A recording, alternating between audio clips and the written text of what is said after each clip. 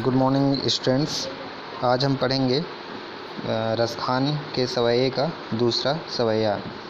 पहले सवैये में हमने पढ़ा था मानुष और वही रसखानी बसों गोकुल गाँव के ग्वारन जौ पशु हों तो कहाँ बस मेरो चरण नित्यानंद की धेनु मंझारन पाहन हों तो वही गिरी को जो कियो हरि छत्र पुरंदर धारन जाओ खग हों तो बसेर करो मिली कालिंदी कूल कदम की डारन। इसमें ऊपर हमने पढ़ा था कि रसखान जी गोकुल के हर वस्तुओं पर अपने को समा देना चाहते हैं। उनका कहना था कि अगर मैं मनुष्य रूप धारण करूं तो गोकुल के गांव में ग्वालों के बीच में रहूं। अगर मैं पशु का रूप धारण करता हूं तो मैं अगर गाय बनता हूं तो जो नंद बाबा की गाय के बीच में मैं रह के चरना चाहूँगा। अगर मैं पत्थर का रूप धारण करता हूँ तो वह पत्थर पहाड़ बनना चाहूँगा जिसको श्री कृष्ण ने इंद्रदेव के क्रोध से वहाँ के लोगों को बचाने के लिए उस पत्थर को अपनी उंगली पर उठा लिया था और एक छत्र की भांति छत्ते की भांति बना दिया था। और अगर मैं पक्षी बनूँ तो गोकुल के जो यमुना नदी है, कालिंदी मतलब होती है यमुना नदी, यमुना नदी के किनारे कदम की डार पर बस जाऊँगी।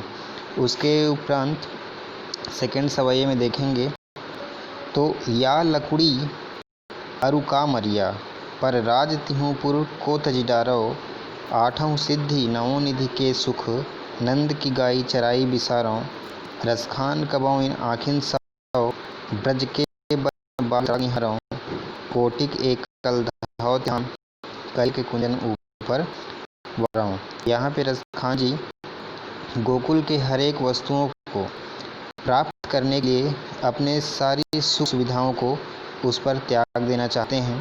कहने का तात्पर्य खान को कोई भी एक वस्तु अगर गोकुल का प्राप्त हो जाए तो वह अपने जीवन के संपूर्ण सुखों को, करोड़ों सोने चांदी से अपने महल को त्याग करके कांटेदार झाड़ियों पर भी सोने के लिए, जीवन बसर करने के लिए वो तैयार हैं। यहाँ पे रसखान जी अपने कृष्ण के प्रति अपने अनन्य प्रेम को व्यक्त कर रहे हैं। यहाँ पे हम इस श्लोक के माध्यम से देखेंगे कि या लकुड़ी और कामरिया, या का मतलब होता है जो, लकुड़ी का मतलब होता है लकड़ी, अरु मतलब और, कामरिया मतलब कंबल। जिस लकड़ी, अगर वहाँ की लकड़ी और कंबल, जिस लकड़ी को श्री कृष्ण धारण करते थे, कंबल को धारण करते थे, पर राज, उस पर राज तिहूँ का मतलब होते तीनों लोगों का को तज डारो, मैं त्याग डालूँ। अगर श्री कृष्ण के गोकुल में अगर एक मुझे लकड़ी भी मिल जाए या तो फिर एक कंबल भी मिल जाए तो मैं वहाँ के लिए, उस कंबल और लकड़ी के लिए अपने तीनों लोक के सुख को भी त्याग सकता हूँ।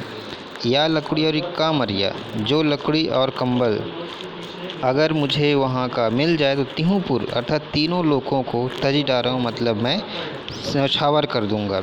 यहाँ रसखान जी कहना चाहते हैं कि मैं संपूर्ण सुख को, तीनों लोगों का जो जितना भी सुख है उन सारे सुखों को मैं गोकुल की लकड़ी और कंबल के लिए त्यागने के लिए तैयार हूँ। आगे कहना चाहते हैं कि आठों सिद्धि, ये 8 सिद्धि होता है तप के द्वारा प्राप्त किया जाता है। 8 सिद्धि का नाम बताएंगे। 8 सिद्धि में होता है अणिमा, महिमा, लघिमा, गरिमा, प्राप्य, प्रकाम, ईशित्य और वसित्य। ये 8 प्रकार की सिद्धि कही जाती है। और नवनिधि ये कुबेर के पास होता है। नवनिधि में ये है पद्म, महापद्म, शंख, मकर, कच्छप, कुंद, मुकुंद, नील और खरवे कुबेर की नवनिधियाँ कहलाती है, जो विशेष शक्ति के द्वारा अलौकिक शक्तियों से प्राप्त किया जाता है। तो रसखान जी कहते हैं कि मैं 8 सिद्धि नवोनिधि के सुख को नंद की गाय चराई बिसारो, गाय का मतलब होता है गायों को, मैं रसखान जी कहते हैं कि मैं श्री कृष्ण के गोकुल की गाय को चराने के लिए, विसारों का मतलब होता है भूल जाता है, भूल जाना। गोकुल के गाय को चराने के सुख में मैं जितने भी 8 सिद्धि और 9 निधि का सुख है, ये सब को मैं त्यागने के लिए तैयार हूँ। पहले पंक्ति में उन्होंने क्या कहा है कि वहाँ की लकड़ी और कंबल के लिए मैं तीनों लोकों का सुख त्यागने के लिए तैयार हूँ, उसको सबको न्यौछावर कर दूँ। और दूसरे पंक्ति में उन्होंने कहा है कि नंद बाबा की गाय को चराने के लिए, चराने का सौभाग्य प्राप्त करने के लिए, या फिर यदि मुझे चराने को मिल जाए तो मैं 8 सिद्धि जो बहुत प्रयोजन से, बहुत सिद्धियों से प्राप्त की जाती है, 9 निधि जो सिर्फ कुबेर के पास होता है, उनको भी मैं त्यागने के लिए, ऐसे सुखों को भी मैं त्यागने के लिए तैयार हूँ। रसखान कबों इन आँखिन सौ।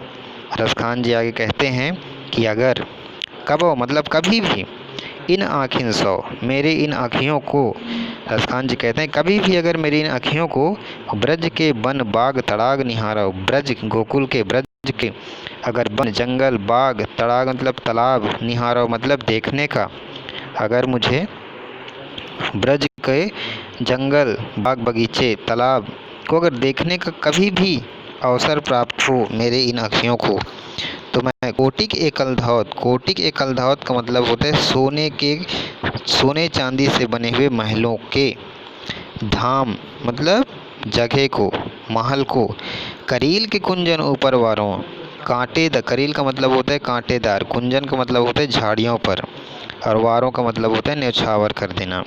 अर्थात रसखान जी कहते हैं कि मेरे इन आँखियों को कभी भी अगर ब्रज के वन बाग तालाब को अगर देखने का मौका मिले, तो मैं हजारों सोने चांदी से बने इन महलों को कांटेदार झाड़ियों के ऊपर सोकर भी न्यौछावर कर देना चाहता हूँ। प्रस्तुत सवैया में रसखान जी अपने श्री कृष्ण भक्ति का परिचय दिए हैं। रसखान जो है श्री कृष्ण के अनन्य भक्त थे, और इस समर्पण के माध्यम से वह श्री कृष्ण के भक्ति का इन शब्दों के माध्यम से व्याख्या किए हैं। संपूर्ण न्यौछावर कर देने की बात कहे हैं, और संपूर्ण न्यौछावर करने में वही सक्षम होता है जो एक सच्चा भक्त होता है। अपने विभिन्न सुखों को छोड़कर कांटे पर सोने की चाहत सिर्फ एक सच्चे भक्त में होती है, जो रसखान जी के पास थे, या रसखान वैसे थे। हम इसे एक बार फिर से देखेंगे। या लकुड़ी अरु कामरिया पर राज तिहूँ पुर को तजी डारो। रसखान जी प्रस्तुत पंक्ति में कहते हैं कि लकड़ी और कंबल के लिए तिहूपुर को तजी डारो, मैं तीनों लोगों के सुख को त्यागने के लिए तैयार हूँ। 8 सिद्धि 9 निधि के सुख को, और 8 प्रकार की सिद्धि और 9 प्रकार के निधि को, धन को, मैं गोकुल के नंद बाबा के गाय को चरा करके उतने बड़े सुख को भी भूलने के लिए तैयार हूँ। रसखान कबों इन आँखिन सौ। रसखान जी कहते हैं कि अगर कभी भी इन आँखों को ब्रज गोकुल के वन तालाब को अगर देखने का मुझे अवसर प्राप्त हो, तो मैं कोटिक एकल धावत के धाम, सोने चांदी से बने हुए इस धाम महल को, करोड़ों महल को, करील के कुंजन, करील कांटेदार झाड़ियों पर भी सोकर मैं उन्हें प्राप्त करना चाहूँगा। अगर उन्हें देखने का अवसर मुझे प्राप्त हो जाए, तो मैं कांटेदार झाड़ियों पर भी सो करके अपने हजारों करोड़ों सोने चांदी से बने महलों को त्याग दूंगा। तो बच्चों, अगला जो सवैया है उसको हम अगले दिन पढ़ेंगे। आप इसका मीनिंग लिख लेना, कॉपी में नोट कर लेना। धन्यवाद।